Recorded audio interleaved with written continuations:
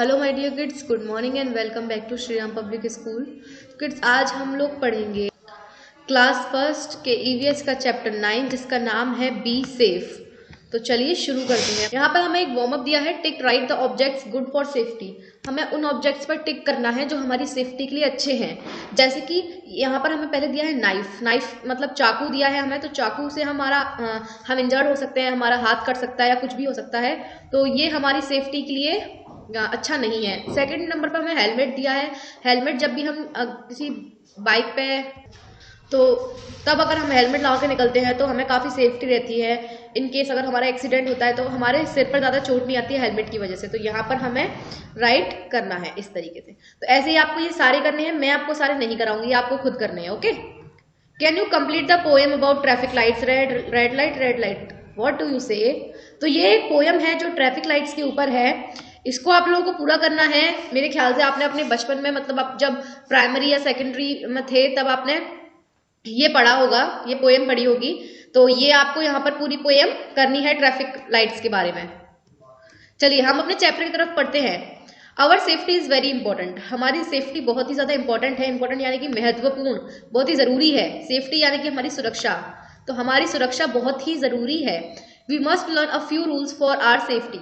हमें अपनी सेफ्टी के लिए कुछ रूल्स दिए गए हैं जो हमें पढ़ने ही चाहिए और उनको समझना भी चाहिए। हमारी सुरक्षा के लिए हमें कुछ नियम दिए गए। रूल्स का मतलब होता है नियम, फ्यू का मतलब होता है कुछ।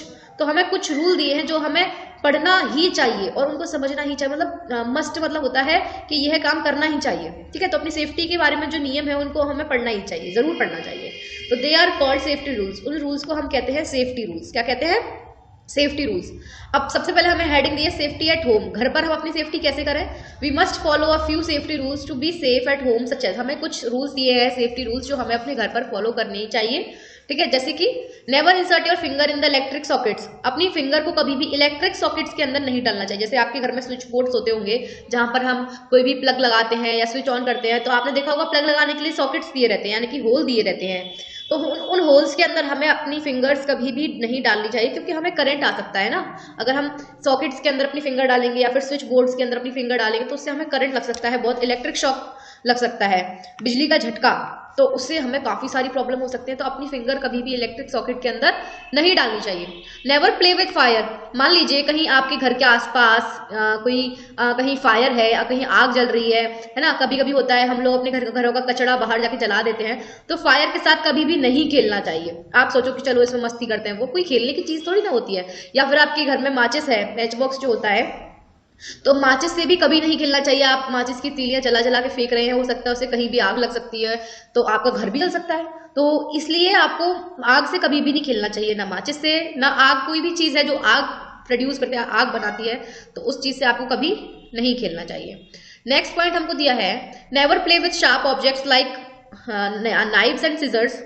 तो शार्प ऑब्जेक्ट्स यानी कि जो नुकीले चीजें होती हैं, जो तेज धार वाली होती हैं, जिसमें काफी सारी नुकीली होती है ना, धार बहुत तेज होती है, उन चीजों से नहीं खेलना चाहिए। चाहे वो छुरी हो, चाकू हो या फिर सीजर कैंची हो, तो इन चीजों से हमें कभी नहीं खेलना चाहिए। अब जैसे आपने सोचा कि जैसे मम्मी आपकी सब्जियां काटती हैं छुरी से, तो आपने सोचा हम भी काटेंगे।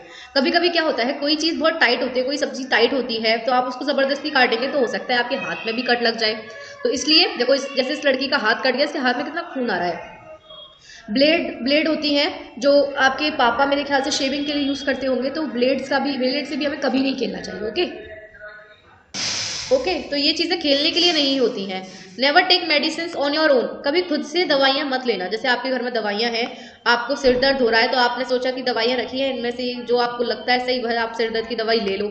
बहुत गलत है। अगर सिर दर्द है या कोई और परेशानी है, पेट दर्द है, कुछ भी है, तो अपनी माँ को सबसे पहले बताइए। आपके घर में जो बड़ा है उसको बताइए। कभी खुद से दवाइयां ना लें। कितनी भी दवाइयां रखी हो, आपको भले ही पता हो कि ये दवाई सही है, बट फिर भी अपने आप से दवाई नहीं लेनी चाहिए। हो सकता है उसकी एक्सपायरी डेट निकल चुकी हो, तो वो आपको बहुत ज्यादा अफेक्ट करेगी। तो कभी भी खुद से दवाइयां नहीं लेनी चाहिए। जो प्रॉब्लम है अपने घर में किसी बड़े को बताइए, तो वो आपको सही दवाई देंगे चेक करके, है ना। नेक्स्ट हमें दिया है हेडिंग सेफ्टी ऑन रोड। तो सड़क पे हम अपनी सेफ्टी कैसे कर सकते हैं देखते हैं। Not only at home we must follow a safety rules on road too such as, मतलब सिर्फ घर में ही नहीं, नॉट ओनली एट होम का मतलब होता है सिर्फ घर में ही नहीं, we must follow a few safety rules on road too, हमें सड़क पर भी, रोड टू का मतलब सड़क पर भी कुछ सेफ्टी रूल्स को फॉलो करना पड़ता है। सच एज जैसे कि वॉक ऑन द फुटपाथ, हमें फुटपाथ पे चलना चाहिए। सड़क जैसे आप मेन रोड से जा रहे हैं तो आपने देखा होगा कि मेन रोड के साइड में फुटपाथ रहता है, तो हमें हमेशा उस फुटपाथ पर चढ़ना चाहिए, कभी भी रोड पर नहीं चलना चाहिए, क्योंकि रोड गाड़ियों के लिए होता है, जिससे आपको एक्सीडेंट वगैरह कुछ भी हो सकता है ना। इस तरीके से जैसे ये लड़की देखो फुटपाथ पर चल रही है, यहाँ पर ये फुटपाथ है, तो फुटपाथ पे हमें चलना चाहिए। Follow traffic lights, traffic lights को फॉलो करना चाहिए। ट्रैफिक लाइट्स का मतलब देखो मैं बताती हूँ, जब रेड लाइट होती है, जब ट्रैफिक लाइट में रेड लाइट होती है तो तब उस समय पर सारी गाड़ियां रुक जाती हैं। रेड लाइट का मतलब होता है कि सारी गाड़ियां रुक जाएंगी, तो रेड लाइट है तब आप रोड क्रॉस कर सकते हैं इजीली, क्योंकि सारी गाड़ियां उस समय पर रुक जाती हैं। जब येलो लाइट होती है तब आप रोड क्रॉस ना करें तो अच्छा है, क्योंकि उस समय पर सारी गाड़ियां रेडी मोड में होती हैं कि बस जाने के लिए तैयार। और जब ग्रीन लाइट होती है तब तो रोड क्रॉस करनी ही नहीं है, क्योंकि उस समय पर सारी गाड़ियां फुल स्पीड में निकल जाती हैं। तो रेड लाइट हो तो आप जब भी रोड क्रॉस करें देख के करें, कि अगर जैसे आप मान लीजिए किसी बड़ी रोड पे है, मेन रोड पे है या हाईवे पर है, तो वहां पर ट्रैफिक लाइट दी रहती है, तो हमेशा रोड क्रॉस करने से पहले एक बार रेड लाइट देखें। अगर रेड लाइट है, ट्रैफिक लाइट में अगर रेड लाइट है तो आप आराम से रोड क्रॉस कर सकते हैं। नेक्स्ट हमें दिया है do not run on road, सड़क पर कभी भी दौड़ना नहीं चाहिए। आप जा रहे हैं सड़क पर, आप दौड़ रहे हैं, तो कभी भी सड़क कोई दौड़ने की चीज थोड़ी ना है, आपको दौड़ना है, आप ग्राउंड में जाइए, आप किसी पार्क में जाइए, आराम से दौड़िए, बट सड़क पर कभी नहीं दौड़ना चाहिए। आप सड़क पर मान लो फुटबॉल, ये लड़का सड़क पर फुटबॉल खेल रहा है और पीछे से गाड़ी आ रही है, तो इसका एक्सीडेंट ऑफकोर्स होगा ही, क्योंकि सड़क कोई खेलने की चीज थोड़ी ना है, ठीक है। तो सड़क पर कभी भी नहीं दौड़ना चाहिए। Cross at the zebra crossing, zebra crossing जो होती है वहीं पर हमेशा क्रॉस, जेब्रा क्रॉसिंग होती है, इस तरीके की लाइंस बनी होती हैं, पट्टियां बनी होती हैं ग्रे और व्हाइट कलर की, तो उस पर ही हमेशा हमें रोड क्रॉस करनी चाहिए। जेब्रा क्रॉसिंग में गाड़ियां सारी स्लो रहती हैं इसलिए। ओके चलिए आगे बढ़ते हैं। सेफ्टी इन स्विमिंग पूल, अब ये हमारा एक सेफ्टी एट होम हो गया, एक सेफ्टी एट रोड हो गया, और अब तीसरी हेडिंग हमें दी है safety in a swimming pool.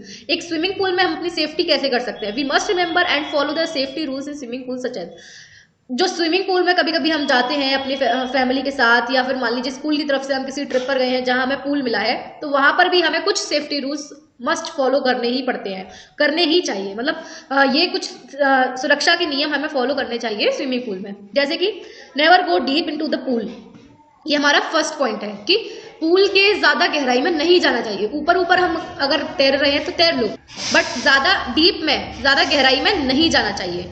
Always use a swimming tube for safety, safety के लिए हमेशा एक स्विमिंग ट्यूब हमें यूज करना चाहिए। स्विमिंग ट्यूब क्या होता है, जैसे ये लड़की है, ये येलो कलर का कोई ट्यूब यूज कर रही है, इसको हम बोलते हैं स्विमिंग ट्यूब। इसमें क्या होता है, इसमें हवा भर जाती है, तो जिससे हम अगर इसके सहारे से हम स्विमिंग करेंगे तो हम ज्यादा अंदर तक नहीं जाते। अगर हमें स्विमिंग नहीं आती है तो हम एक स्विमिंग ट्यूब के सहारे से आसानी से स्विमिंग कर सकते हैं।